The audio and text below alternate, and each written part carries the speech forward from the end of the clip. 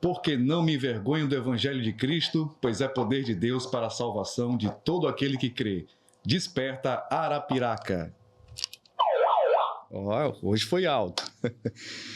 Muito bem, graça e paz de Cristo Jesus, estamos começando mais um episódio do Desperta Arapiraca e nós estamos continuando com esse quadro que tem ganho o coração das pessoas, que é Pergunte ao Pastor. Hoje me faço acompanhado mais uma vez da minha querida, amada esposa, pastora Iris Marques. Estamos aqui nesse propósito, né, amor? Sim. Olá, olá, paz e graça, povo de Deus, povo de Arapiraca e quem estiver nos ouvindo, seja muito bem-vindo a mais uma edição do nosso Desperta Arapiraca.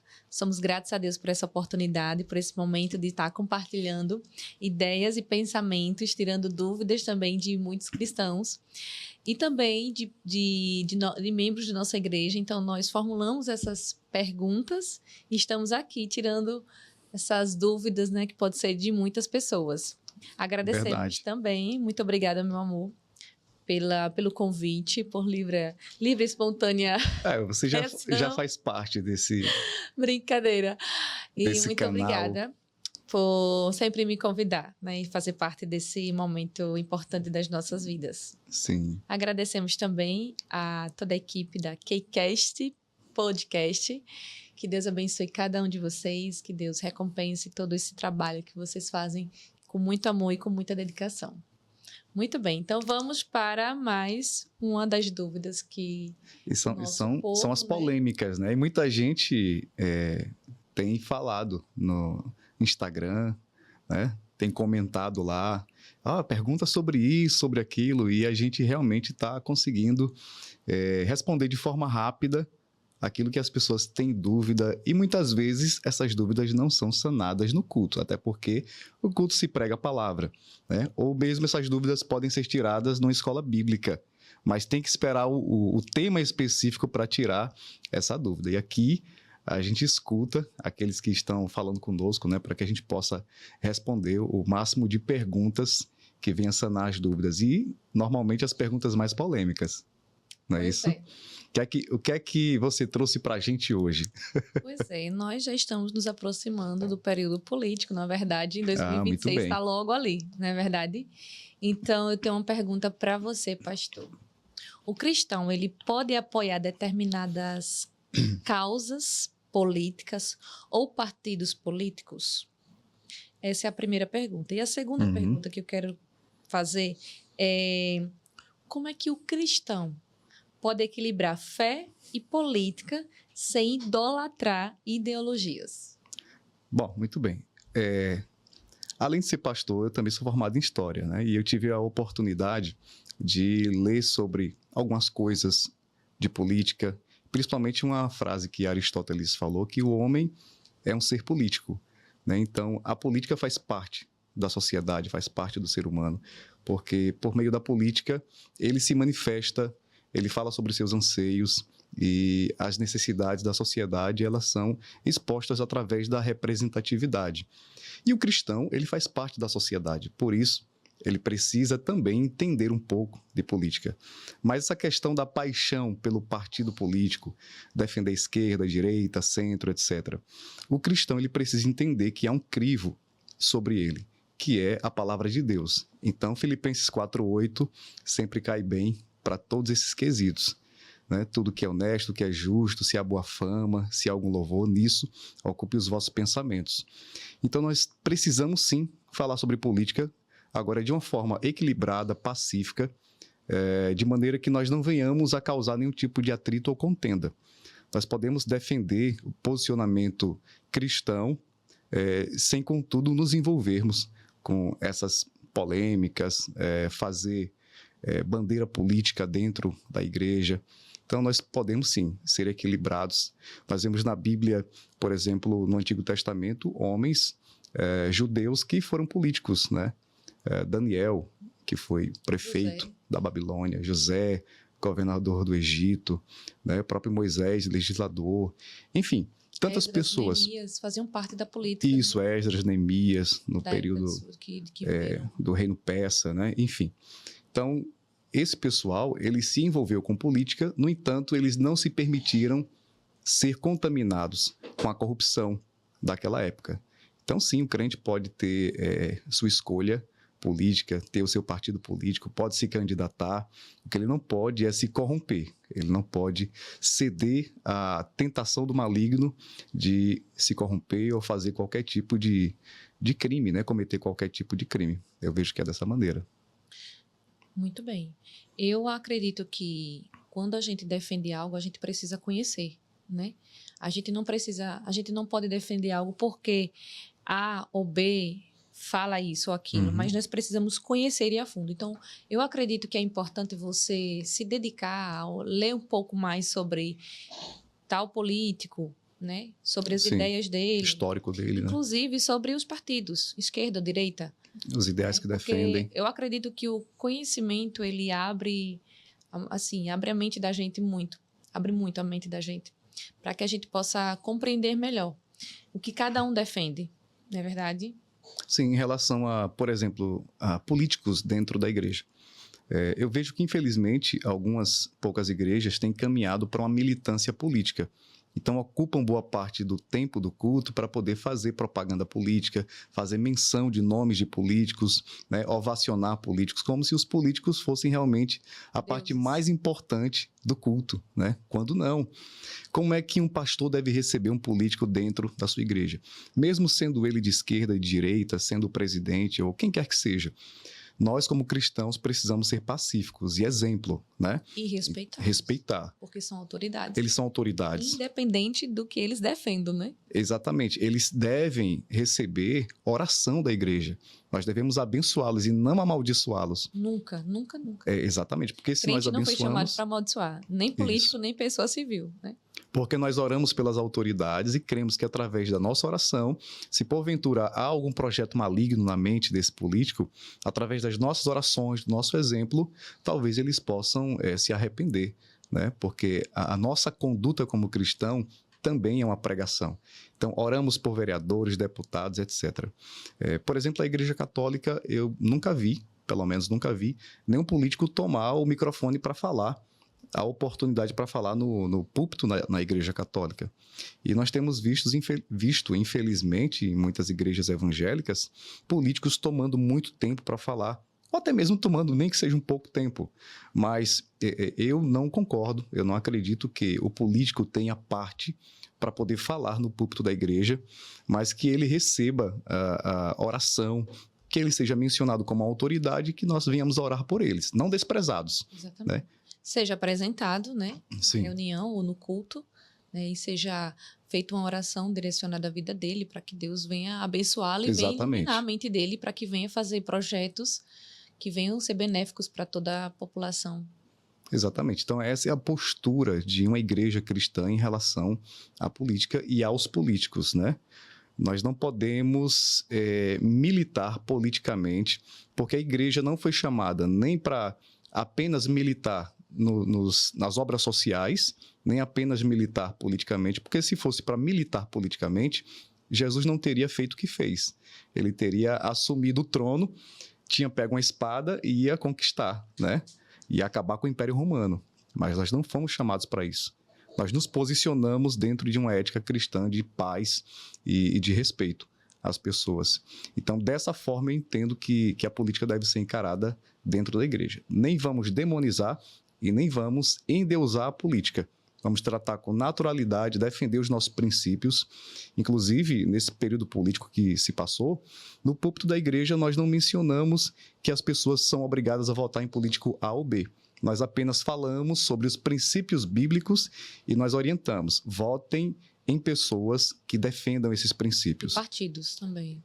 Em partidos também que defendam esses princípios. Se bem que o Brasil está um pouco confuso nessa questão de ideologia política de partidos, mas pelo menos no político que você entende que defenda a causa cristã. Então é basicamente isso. É importante, viu, o cristão observar isso aí. Na verdade, o cristão, como qualquer pessoa, né? Que vem observar o período político está se aproximando e é importante você fazer uma análise, ter um conhecimento profundo, porque o seu voto é importante. Sim. Ele vai eleger alguém que vai te representar. vai representar os seus direitos, os seus deveres. Isso, exatamente. Né? Então, a gente pretende que... E cristãos que são políticos, né? Principalmente, se tem a oportunidade de você votar em um cristão político... Isso, principalmente alguém que tem histórico, que tem essa veia política, que sabe se comunicar, que tem essa abertura, essa aproximação com a sociedade. Não é só porque é um pastor, porque é um obreiro. Porque é cristão.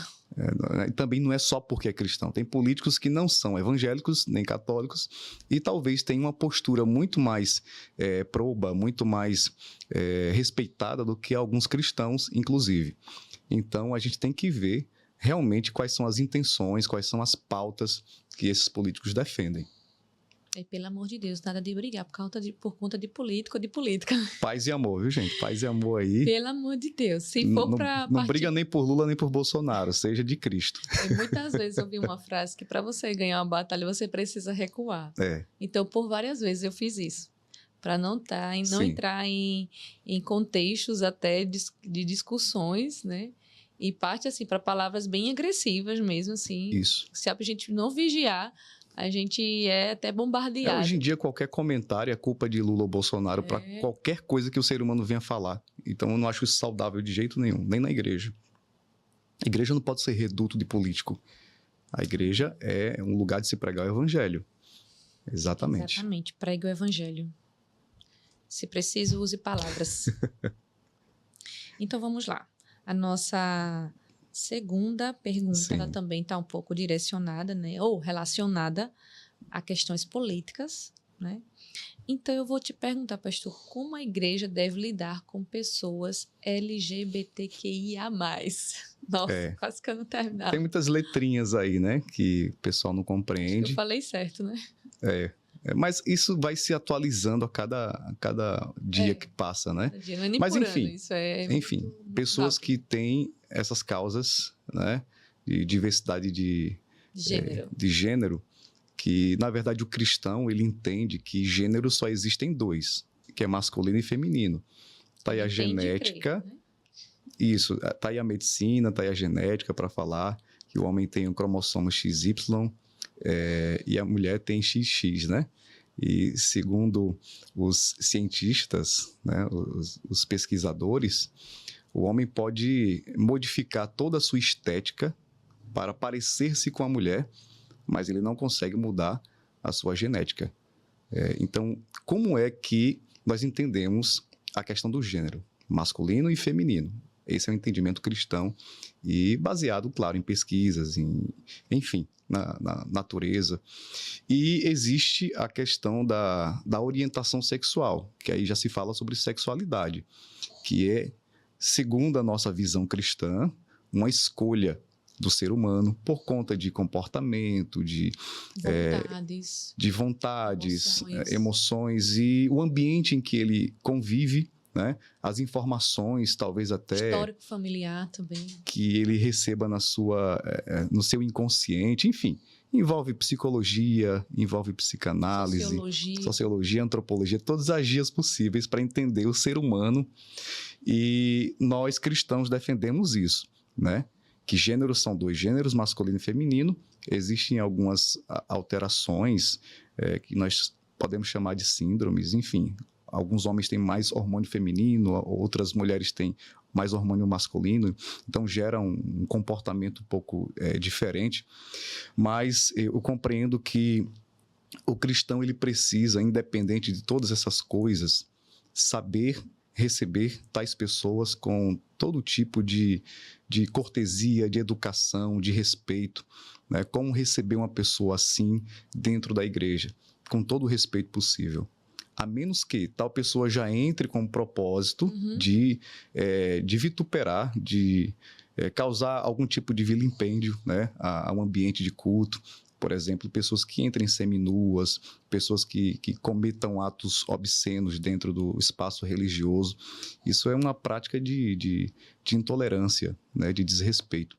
Mas se elas vierem de modo respeitoso, elas têm sim acolhimento, elas devem ser recebidas e orientadas conforme a Escritura. são bem-vindas, enquanto pessoas são respeitadas. No entanto, nós não iremos dizer que a sua prática, a sua conduta de homossexualidade é uma prática comum, uma prática aceitável diante de Deus. É aquela famosa frase: nós te recebemos da maneira que você vem, no entanto, nós não concordamos com a prática da homossexualidade. Muito bem. É assim que as pessoas devem ser recebidas, né?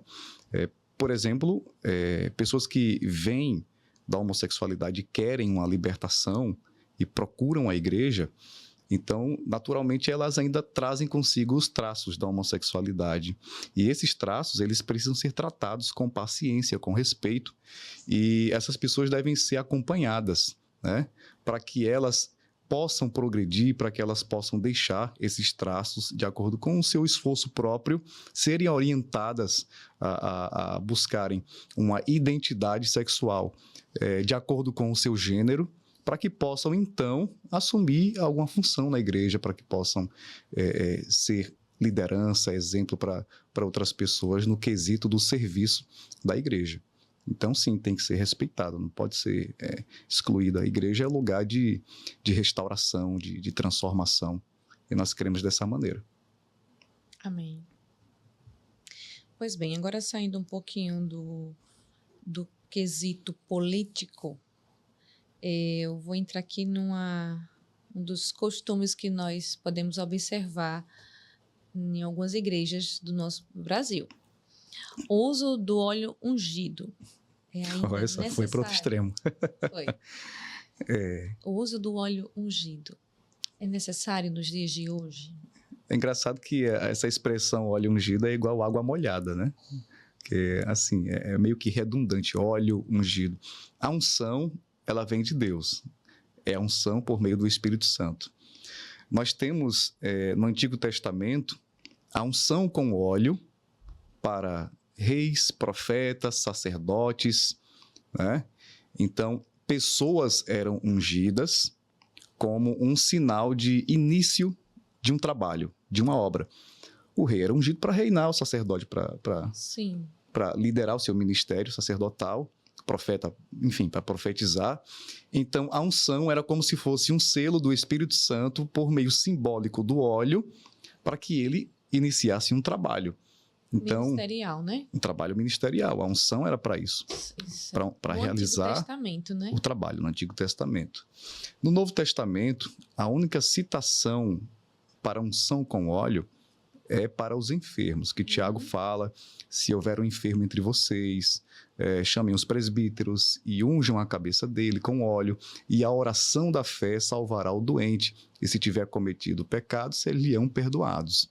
Então, o único momento em que se utiliza o óleo é para orar por pessoas que estão enfermas. E mesmo assim é um ato simbólico. Não é o poder do óleo.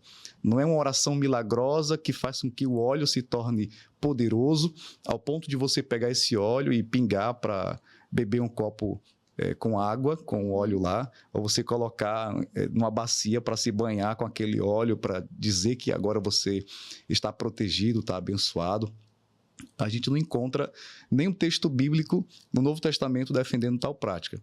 Agora, eu chamo a atenção para o seguinte: a Bíblia nem orienta e nem proíbe. Então, cada um utiliza a sua fé de forma que não torne o óleo um amuleto espiritual que tem poder para realizar milagres.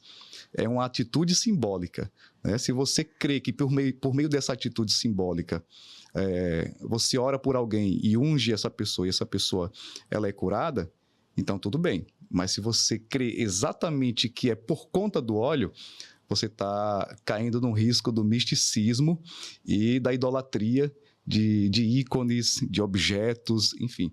Isso não é saudável, espiritualmente falando. Uma vez eu recebi uma mensagem no meu celular, no WhatsApp, de uma pessoa que eu nem conheci, não conheço. E eu acho que ela também nunca me viu na vida.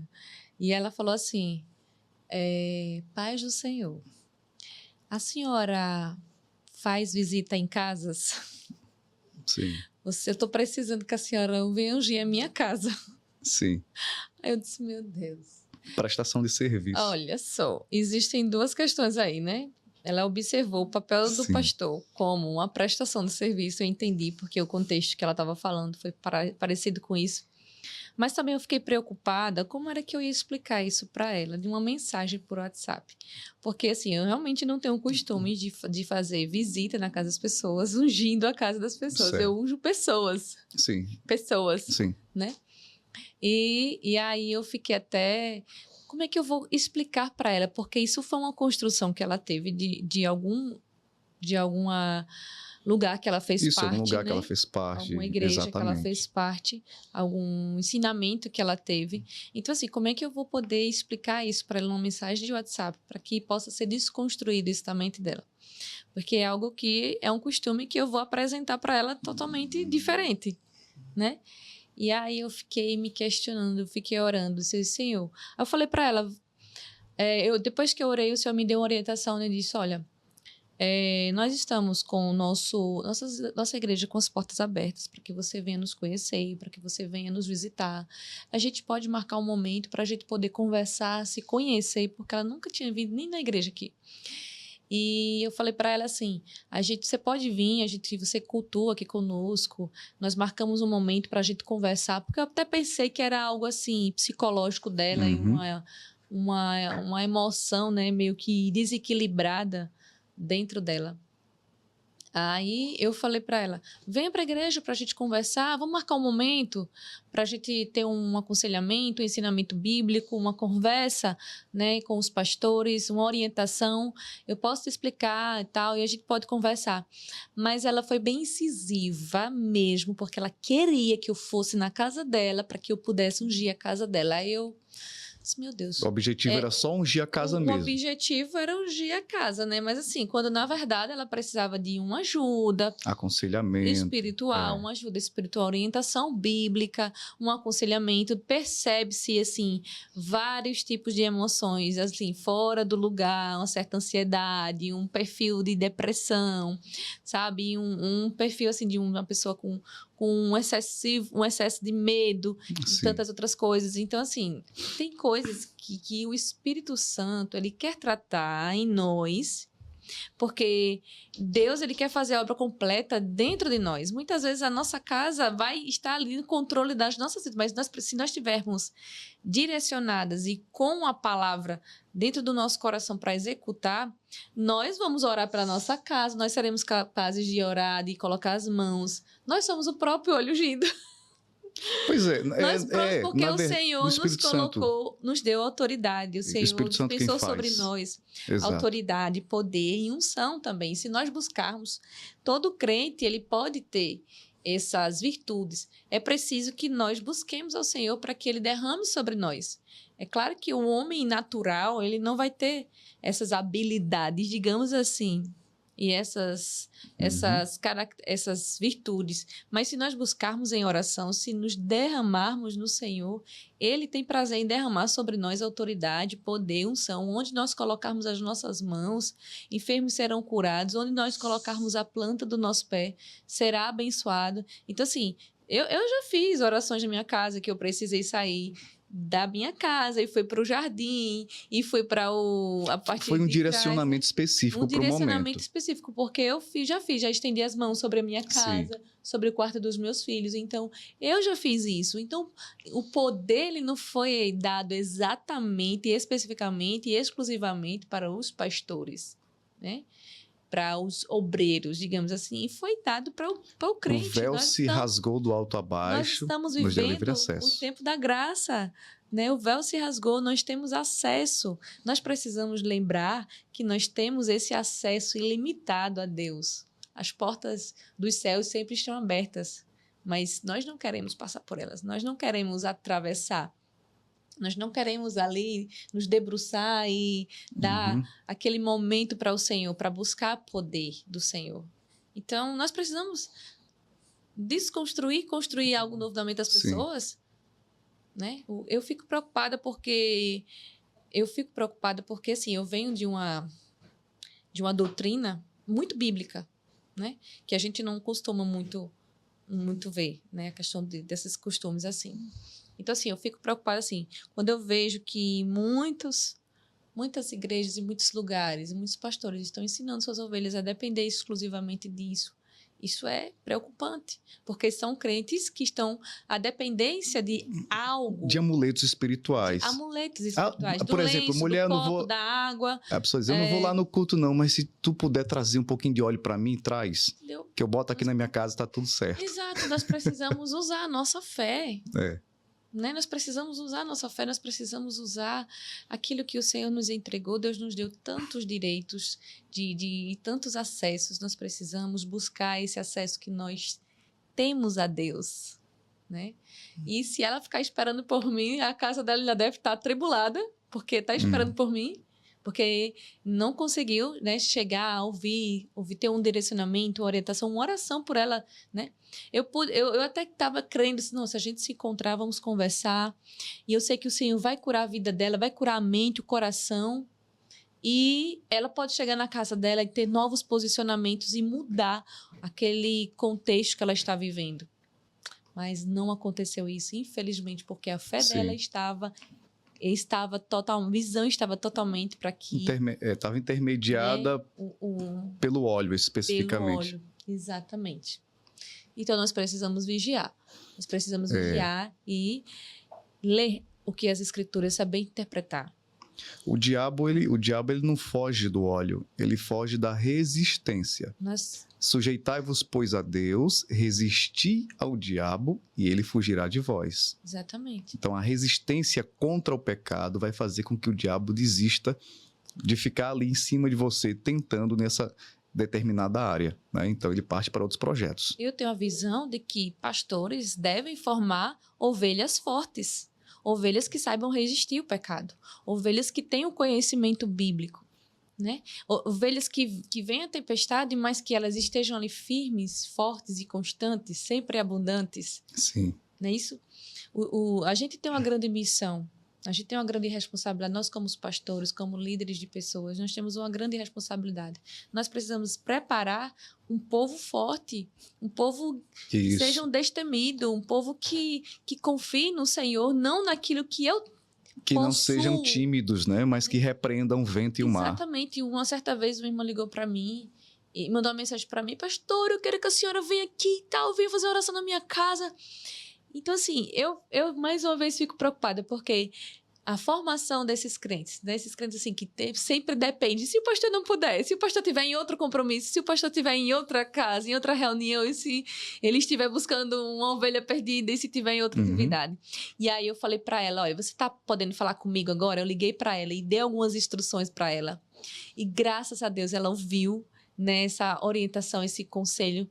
E eu disse: olha, levante-se, você e o seu marido, ore dentro da sua casa, coloque as mãos sobre as pessoas que moram dentro da sua casa, ore com elas, se posicione, levante-se, use a autoridade que o Senhor lhe deu. Então, se tiver demônio, expulsa no nome de Jesus. Se tiver enfermo, libera a cura para a vida dessa pessoa, mas não aceite. Não aceite. E aí, depois, ela me agradeceu, porque ela fez exatamente... E eu, glória a Deus, que ela nunca mais, né, falou que tinha alguma coisa dentro da casa dela. Nós precisamos preparar um povo assim. Nós temos essa responsabilidade. Não ficar na dependência sempre. Isso. Né? E eu quero... Verdade. E nós temos essa visão, esse pensamento de que nós precisamos preparar um povo forte. Um povo que saiba resistir o pecado. Um povo que seja valente, que vá de encontro. Né? A Bíblia fala, sei que você quer falar, mas segura um pouquinho. Fique à vontade. A Bíblia fala que meu povo perece por falta de conhecimento. O que nos mantém de pé é a palavra de Deus. Sim. O meu povo perece, ou seja, se enfraquece, desanima, recua, volta atrás, se desvia por falta do conhecimento, porque você quer ser forte, você quer ser abundante, você quer ser transbordante, constante. Seja edificado na palavra de Deus. Isso daqui tem tantos ensinamentos para a nossa vida, em todas as áreas da vida. Seja a área espiritual, emocional, física, profissional, qualquer área for, até científica. A Bíblia histórica, tem fundamento, tem explicação. Então, sejam edificados na palavra. Eu quero ser incisiva sobre isso nessa tarde, porque nós precisamos ser fortes edificados. Aí é tanto que agora a gente tem um culto, né, amor? Para dar mais ênfase e fazer com que as pessoas compreendam de que é a palavra que nos sustenta. Senão você vai viver igual um passarinho que tá sempre voando, aquele crente voador, sabe? Aquele crente voador. Não estaciona nunca, né? Nunca tá, sabe? Ele tá sempre voando, ele tá sempre distraído. E até avião precisa pousar para abastecer, né? Foca na palavra Verdade. de Deus. Direciona, olha, leia, se alimente. Se você não entendeu, manda uma mensagem pro seu pastor. Pastor, seu pastor não vai ser louco não de não te responder. Vai responder, mesmo que ele demore um pouquinho, ele vai te responder. Não entendeu, não compreendeu, manda pro teu pastor, vem pro culto de ensinamento bíblico, pergunta, né? Se você jogar até na internet, é perigoso isso, né? Porque a internet vai responder de acordo com o que eles acreditam. Mas se você faz parte de uma congregação, de uma igreja, o ideal é que você ande na visão, né, dos seus líderes, dos seus pastores, ande nessa visão. E aí, se você não compreendeu, porque tem muita coisa na Bíblia que a gente não compreende, né? Assim, Pastor Klaus? Com certeza. Tem muita coisa que a gente não compreende, mas busca conhecimento para que você se fortaleça. Né? Conheçamos e prossigamos em conhecer mais o Senhor. É uma fonte inesgotável, né? Quanto mais você pensa que conheceu sobre Deus, mais tem para se conhecer. Então, quando a luta vem, quando a dificuldade vem, você vai lembrar do que a palavra de Deus diz para você. Né? Em alguns momentos, por exemplo, quando você está passando por uma dificuldade de que, eita, agora eu não posso olhar para a luta, eu não posso viver de acordo com o que eu estou passando, a adversidade. Aí você lembra daquela palavra, o justo não vive pelo que vê, ele vive pela fé. O justo viverá pela fé. Então, aí você vai lembrando de textos, né? Você está passando por medo, por um momento de ansiedade. Aí você lembra daquela palavra, né? Que 1000 cairão ao teu lado, 10.000 ao teu direito, mas tu não serás atingido. Você vai lembrar, né? Que você tem um pastor, que você tem um Deus que cuida de você. O Senhor é meu pastor, nada me faltará. Você vai lembrar de textos assim. Tem texto para tudo que a pessoa precisar. Tudo. Então, eu te convido a fazer esse desafio, porque é um desafio, né? Você se debruçar na palavra de Deus e ser edificado pela palavra. Amém. Eu queria, na verdade, deixar uma palavra para você que faz o uso do óleo, né? Para que você não se entristeça. Deus ouve a sua oração. Deus responde a sua oração. Mas o convite que eu faço a você é para que você consiga ter uma fé amadurecida. Você vê, por exemplo, Jesus curando através da palavra, Jesus curando, impondo as mãos, Jesus cuspindo no olho do cego, Jesus fazendo lama. Então você vê diversas maneiras que Jesus se utiliza para curar. Então não tem receita de bolo. Não é porque você usa o óleo que o milagre vai acontecer.